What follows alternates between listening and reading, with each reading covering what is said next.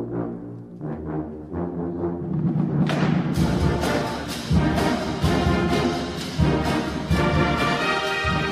again, everybody, and welcome into Gamecock Central Radio. Emerson Phillips with Scott Davis to talk some Gamecock football. A heartbreaking defeat for the Gamecocks on Saturday in Knoxville, and Scott's column is up this week on Gamecock Central. Scott, our Gamecock Central writers, our reporters, typically do their best to be objective and report the news as it happens, as it concerns Gamecock football and the like. But your perspective is a little bit different, Scott. Hope you'll tell us a little bit about that. How you doing, bud? I'm doing great. Thanks for having me. Always a pleasure to talk to you. Yeah, I'm definitely not objective. Let there be no doubt about that. I'm a Gamecock fan. So, as always, as we always say on this podcast, take my opinions with a grain of salt. If you're a Gamecock fan, just pretend that I'm talking to you fan to fan, not necessarily representing the opinions of Gamecock Central. These are just my opinions as someone who loves the University of South Carolina. Good deal, Scott. I particularly enjoyed your column this week, and I wanted to get you to tell us about your trip to New York City. You did not watch the game from your home in Atlanta, which you would typically do if you're not in Columbia watching at Williams-Brice. You typically watch at home in Atlanta, but you were in New York City this weekend. Tell us about the trip. Yeah, it was a great trip. Beautiful fall weather up there all weekend. My wife had a business event this past week there, and so I decided to tag along at the end of the week. And when she asked if I wanted to do that, obviously I said, well, look, it's during football season. I don't know if we could be making vacation arrangements during football season, but I had decided for once in my life to try to be a good husband, and if need be, and I wound up just scrolling through Twitter on my phone to keep up with the game, then that's what I was going to do. In fact, before we left, my mom said, how in the world are you going to write a column this week if you're not able to watch the game? And I said, well, I'll figure something out. And lo and behold, didn't need to figure something out, because as I wrote in the column, my wife and I ended up at one of the wildest, most raucous Gamecock parties I've ever been to, and that was at a place called the Mason Jar in downtown Manhattan. It was an incredibly fun evening. I really enjoyed my time there. Thanks to everybody that works there and that invited us to come there, and to the New York City Gamecock Club, because they put on a great show there. Hey, I thought it was interesting, Scott. You met somebody the night before that had also attended the University of South Carolina, and this fella said, hey, you should come to the Mason Jar and watch the game there. And it was Gamecock, garnet, and black everywhere when you showed up. I don't know what you were expecting, but I got the impression that you were expecting something maybe a little bit different, and it turned out to be a big Gamecock party. Yeah, it was really one of the best Gamecock viewing experiences I've ever had anywhere, and that includes Greenville, Columbia, Charleston, wherever you want to name it, because as you said, our very first dinner in New York on Friday night, we accidentally met a guy who graduated from South Carolina, works at a place called the Polo Bar in New York, and he was just as excited as we were to meet someone who else in the city who went to South Carolina, and so he excitedly wrote down directions to the Mason Jar,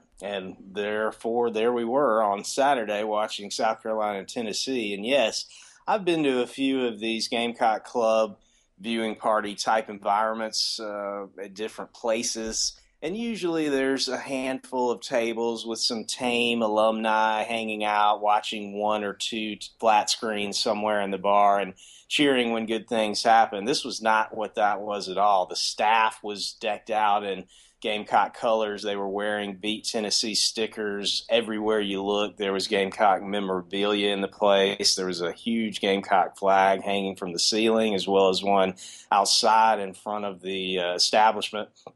Gamecock jerseys everywhere. And it was just a great vibe. It literally was filled to the brim with Gamecock fans. And what was interesting was, upon leaving, I was talking to the guy that had initially invited us, and I said, man, this is an amazing turnout, great crowd.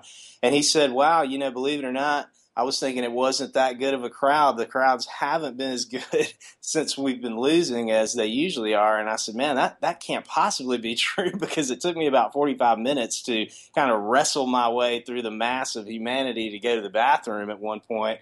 He said, well, last year for the first game of the season against Texas A&M, there was a line waiting to get in of Gamecock fans that stretched for over a block trying to get into the Mason Jar. So if for any reason whatsoever you find yourself in New York City and there's any kind of Gamecock sporting event going on, whether it's basketball, football, what have you, that might be televised, I'd advise you to go there. It's a great place to watch the Cock. How many Gamecock fans do you think were at the Mason Jar on Saturday? Oh man, there were hundreds. It's hard to put a number into it. I just know that there was no available space in that building. Every seat, every table was taken. It was 4 or 5 deep, standing at the bar watching the game. Like I said, trying to get to the bathroom was a journey. It was a difficult endeavor trying to wrestle your way through there, but it was such a positive vibe and a great atmosphere. There was no angst or anxiety involved. It was just people there to support their team and to have a chance to mingle with other fans like them who they don't get to see in that area very often. So I really enjoyed my time there. And again, thanks to the New York City Gamecock Club, they've got a great little scene going there. Scott, it sounded like being in New York City this week helped ease the pain of this Gamecock loss, and your column this week on Gamecock Central has the title City of Heartbreak, and that's not a reference to New York City, obviously. It's a reference to Knoxville. Yeah, Knoxville's been a place of doom and despair for South Carolina the last 15 years. Our games against Tennessee, probably stretching back again 15 seasons or so, have been nail-biters almost every single season. More often than not, the Vols have come out on top, although the Gamecocks did enjoy some solid success against them under Steve Spurrier, won 3 in a row against them at one time. But as I wrote in the column, I've watched 2 overtime losses to Tennessee in Knoxville personally. We've had some heartbreakers against them at home at Williams-Brice Stadium as well. It just seems like for some reason or another, when those two teams play, no matter how good one or the other is, the game comes down to the wire and someone goes home feeling devastated. Our games against Georgia the last 15 years or so have been pretty close for the most part too, but I don't think anything really compares to what we've experienced playing Tennessee these last few seasons. It just seems like, as I said, somebody's crying and somebody's happy. And so Knoxville's been a tough place for us. We've had so many opportunities to close the door on that team over the past few years there. And just for whatever reason, it seems like dark skies begin to hover over Neyland Stadium, and South Carolina finds a way to lose games that more often than not they probably should win. Gamecock Central Radio here. Emerson Phillips with Gamecock Central columnist Scott Davis talking about this heartbreaking defeat to Tennessee, and Scott's column that is on Gamecock Central this week. And we've got a new Android app that's out. All you got to do is search Gamecock Central Radio, and we're awaiting approval of our new iPhone app as well. But we are on iTunes. Simply search Gamecock Central Radio. Scott, weekly feature in your column is Pharaoh Cooper game balls, and you got 3 of them this week. Yeah, Pharaoh Cooper's been one of my favorite Gamecocks of the last decade or so. I just love the way he plays. I also love the way he carries himself. He's been on a couple struggling teams the last 2 seasons. There's no doubt about it. He's been by far the best player on those 2 teams, and not once has he complained. Not once has he griped about not getting the ball or maybe not having an elite quarterback to work with who could help him pad his stats and get him ready to go to the NFL, which we all know he's going to do after this season and should do. So I respect the way he plays. I enjoy his game, and I like the way he carries himself. And so when we handed out game balls this week, one of the things I talked about, as I've talked about in the last few columns, you just have to admire Sean Elliott's passion. I really do believe he's connected with this team. I think these players are responding to him. The Gamecocks go out there on the road and get behind 17-0 in the first half. They should have folded and died early right there. They should have never been heard from in this football game. You had 100,000 people wearing a despicably colored orange, yelling and screaming in the stands of Neyland Stadium. It looked like it was going to be a rout out there. And lo and behold, the Gamecocks chipped away, fought back, did some good things on offense, and were able to stop the bleeding on defense, especially in the second half. Finally, we're able to get a little pressure on Tennessee quarterback Josh Dobbs, which, if you've watched this Gamecock defense this year, that was seemingly miraculous. But I was very, very proud to watch them out there and proud of the leadership that they have right now with Sean Elliott. I know he's hurting that he hasn't been able to provide the wins that he knows Gamecock Nation desperately wants and needs. But it's hard to argue with the effort. If this team's simply not as talented as the teams they're playing, so be it, but they are giving what they have to give. And particularly on offense, they have somewhat found identity. They're going to try to run the ball, even if it doesn't seem like it's working. They're hoping that they can eventually grind you down over 4 quarters. And they're going to mix things up as well and look for new avenues to move the chains. So I continue to admire and enjoy Elliott's passion, and certainly wanted to give that a game ball because, as I said in the column, I think these coaches are in a pretty difficult situation. You come in at midseason and try to take over a team, rally the troops, a team that's struggling and seemingly without hope, and find a way to get through the last 6 games against some difficult opponents and in some difficult circumstances when you're on the road a good bit. And I think they've really given it their all. I doubt it's hard to sit here and say they'll win these last 3 games and find themselves in a bowl game at 6-6, but at the same time, you can't count them out because they really have played with enthusiasm the last few weeks. I apologize. I should have said there are 4 Pharaoh Cooper game balls this week. Scott, you gave one to the good folks at the Mason Jar in New York City where you watched the game. Hundreds of Gamecock fans there watching the Tennessee game on TV, and you talked about Jadeveon Clowney jerseys, folks wearing Marcus Lattimore jerseys, Gamecock pictures throughout the bar, and it sounded like a great place to watch the game. Yeah, I don't know if Marcus is listening, but if he is by any chance, he may not know this, but he has a lot of fans in New York City. There were tons of Lattimore jerseys on display. There was one guy who even had an official Lattimore jersey, the kind that with the stitching, the exact kind that the players wear on the field, in addition to many, many people wearing the replica Lattimore jerseys. So he's a popular guy still in Gamecock Nation, whether it's in Columbia, South Carolina, or New York City. And again, as I said, the Mason Jar did a great job. New York City cab drivers also, Scott, despite the language barrier? Let me tell you something. You know, I've been to New York several times, stretching back a couple of decades now as an old guy, and the language barrier has always been difficult when you get into a cab in the city, but it's never been as hard as it is right now. I'm telling you, you're going to get blank stares when you announce your address and maybe a grunt or two, but you're never going to get official confirmation that anyone has any idea what you just said or where you're going. And yet somehow or another, miraculously, in about 5 or 10 minutes, you'll cruise up to wherever it was you intended to go. Now, you may not know how in the world you got there, and perhaps the driver doesn't either, but there's just something in the air in Manhattan that makes those cabs get to where they're supposed to go. I don't know how they do it. Very good. Emerson Phillips with Scott Davis here on Gamecock Central Radio. You can get breaking Gamecock news alerts delivered to your email inbox. Simply text USC to 42828. Text USC to 42828 or go to the Gamecock Central homepage for more information on that. Scott, I wanted to mention the 9/11 memorial as well. You said it was every bit as moving as you would expect it to be.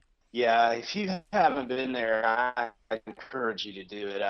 There's a lot of moving memorials across the country, whether it's the Vietnam Veterans Memorial in Washington, D.C., or there are just many to see. But this is one that should go right to the top of your list.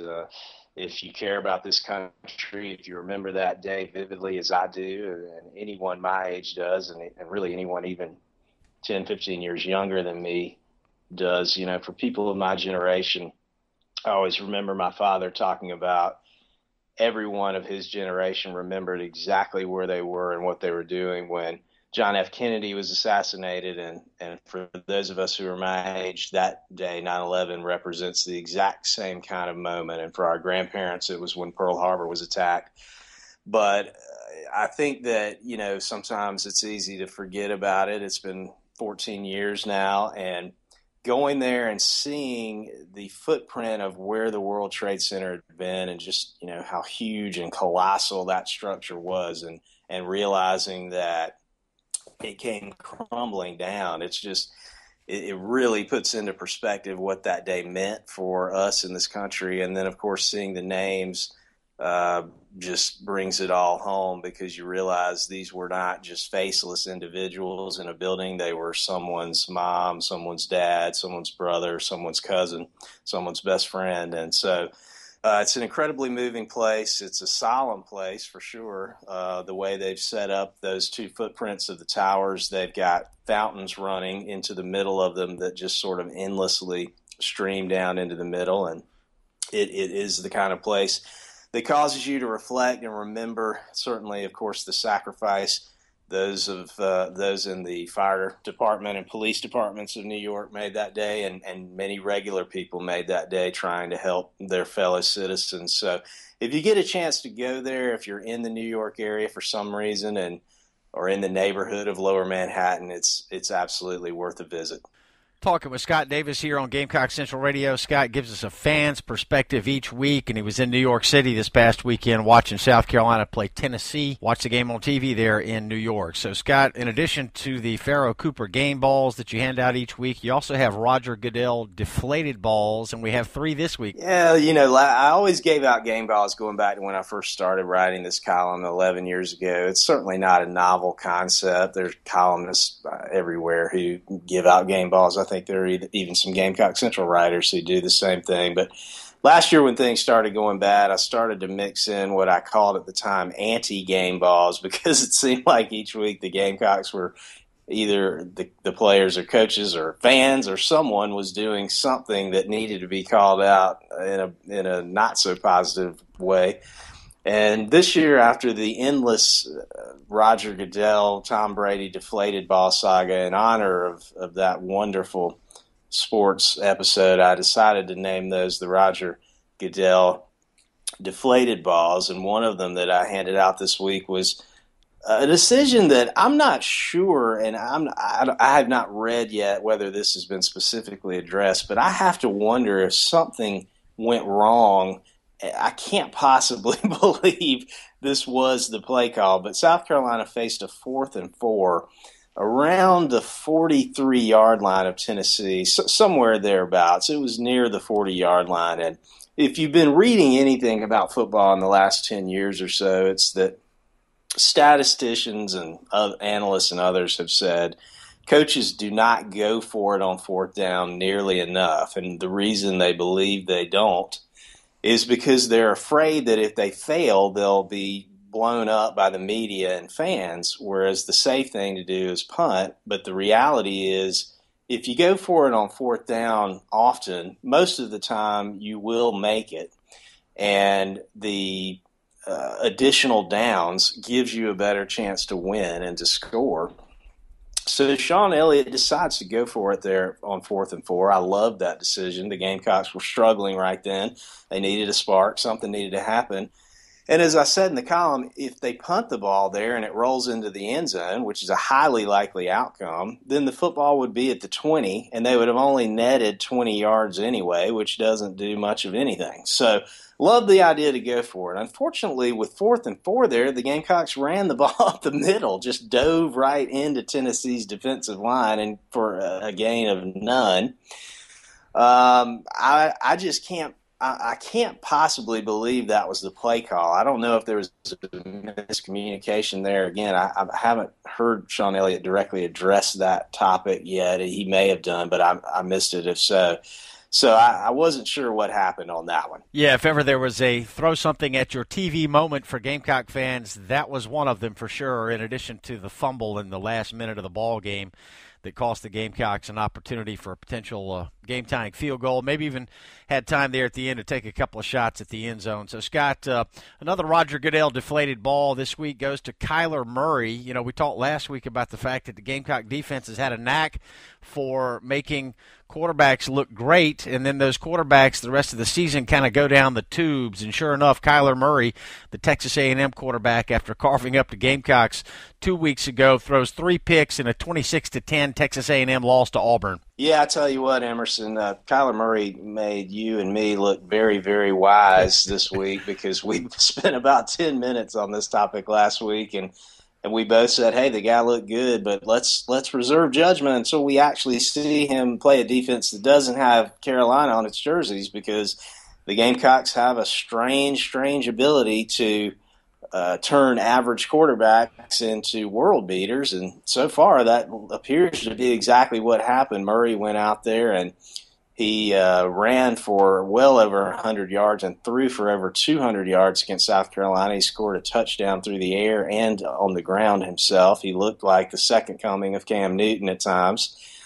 And then he goes out against a mediocre Auburn defense, a mediocre to bad Auburn defense, quite honestly, one that has struggled mightily at times under first-year defensive coordinator Will Muschamp, and really couldn't get anything going. Auburn has struggled on both sides of the ball most of the year and contained Kyler Murray with ease and with efficiency, and he went 13 for 23 for an absolutely anemic 105 yards. He threw 3 picks and virtually took his team out of the football game early and often against Auburn. And so at some point or another, we've got to figure out why South Carolina is transforming the likes of Grayson Lambert and Kyler Murray and others into Heisman Trophy candidates. It's been head-scratching. It's been infuriating.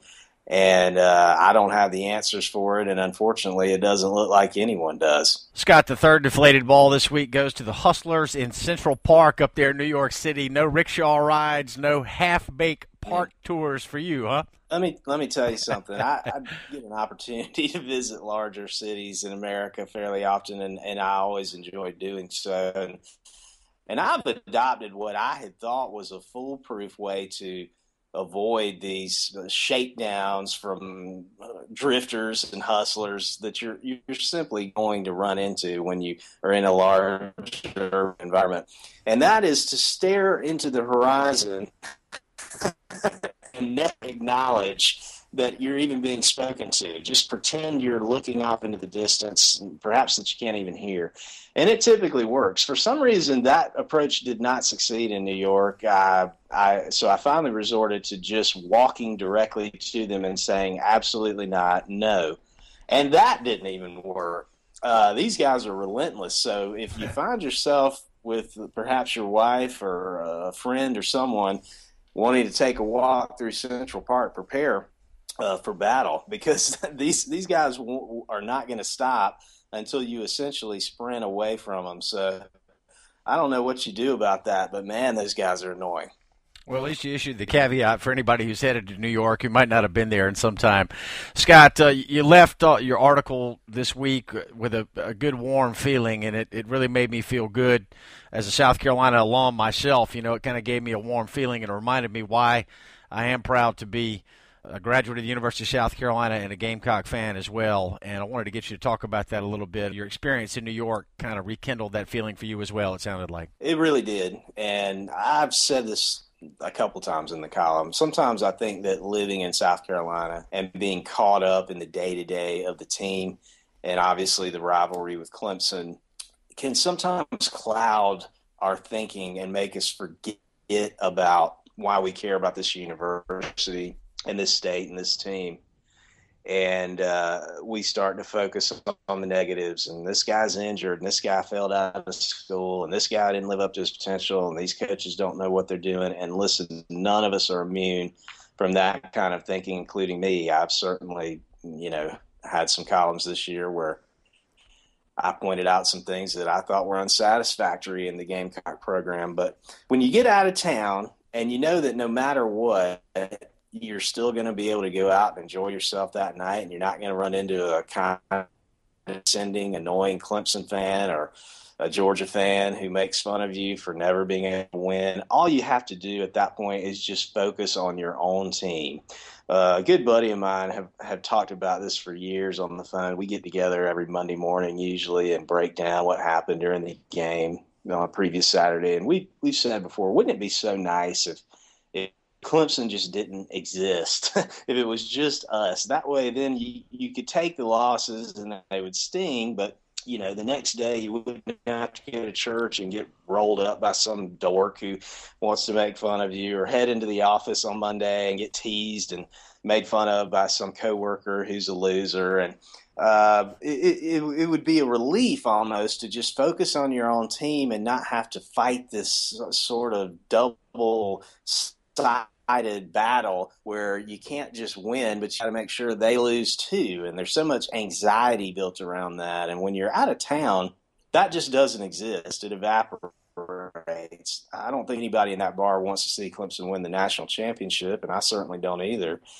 But if they did, they're not going to have to put up with condescending comments and smug looks from Clemson fans when they go to work on Monday. It's just not going to happen. So in that kind of environment, you can just enjoy your own team. And that's what we all did out there Saturday night. And when I was talking to the guy who invited us to the Mason Jar, he spoke about how positive he still was and how upbeat he was. And he said, you know what, I still think we can beat Clemson. I haven't given up hope on that. And he smiled, and everybody was in exuberant spirits, even though we lost to Tennessee to go to 3-6 on the year.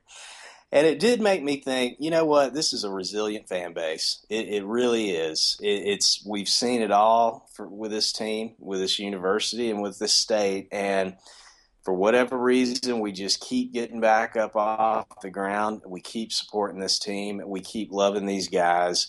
And it hit home to me how much I appreciate the Gamecock fan base and how proud I am to be a part of it. Fantastic column this week, Scott. I much enjoyed reading it and enjoyed doing the podcast with you each week. Let's do it again next week. Looking forward to it, Emerson. Thanks again as always, my friend. Very good. Scott Davis, our columnist from Gamecock Central. I'm Emerson Phillips, and we'll have another edition of Gamecock Central Radio for you with Scott and me next week right here on Gamecock Central Radio. Thanks for joining us.